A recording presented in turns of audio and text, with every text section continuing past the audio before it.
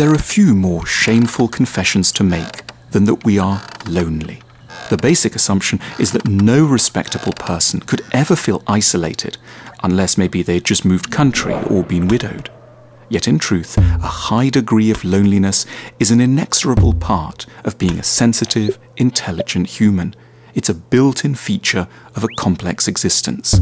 There are several big reasons for this.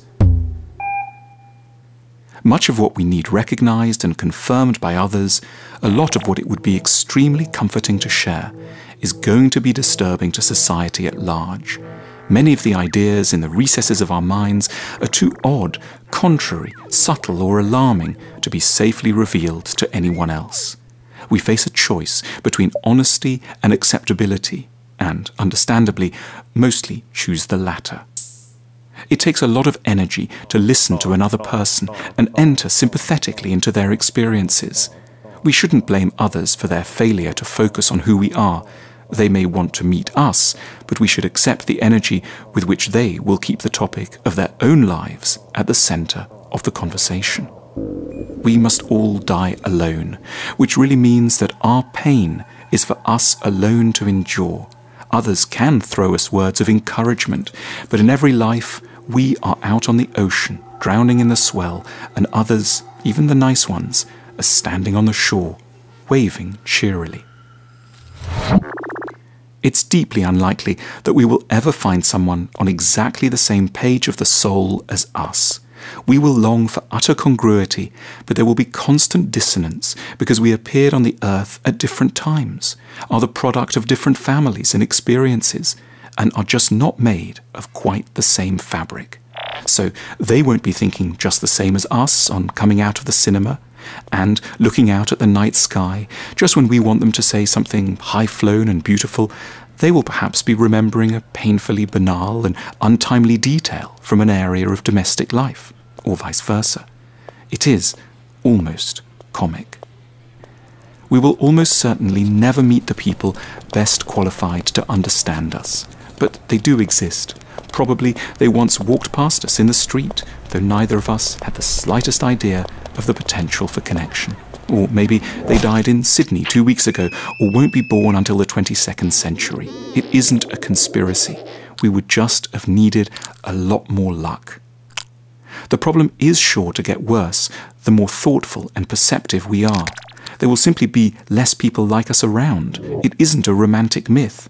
Loneliness truly is a kind of tax we have to pay to atone for a certain complexity of mind.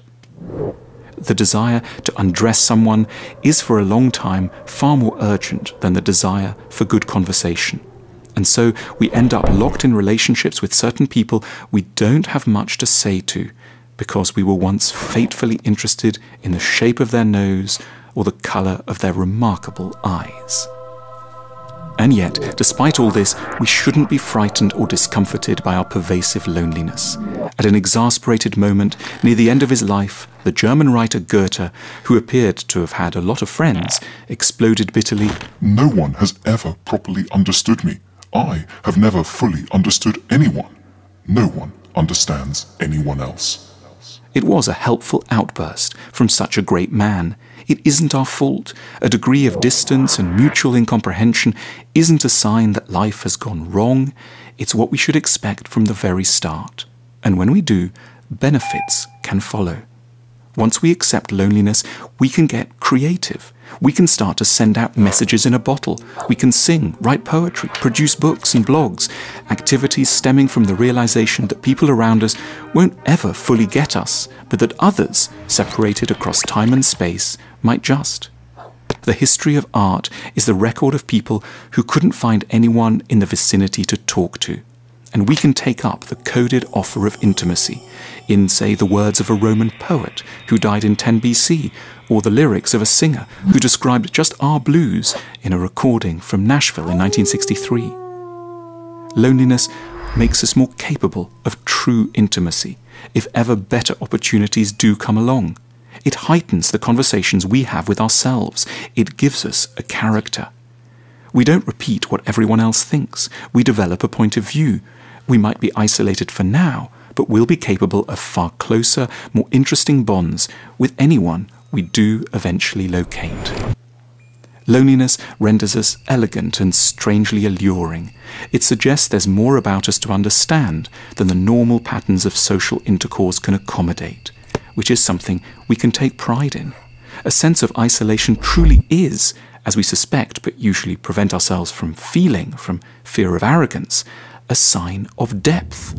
When we admit our loneliness, we are signing up to a club that includes the people we know from the paintings of Edward Hopper, the poems of Baudelaire, and the songs of Leonard Cohen. Lonely, we enter a long and grand tradition. We find ourselves, surprisingly, in great company. Enduring loneliness is almost invariably better than suffering the compromises of false community. Loneliness is simply a price we may have to pay for holding on to a sincere, ambitious view of what companionship must and could be.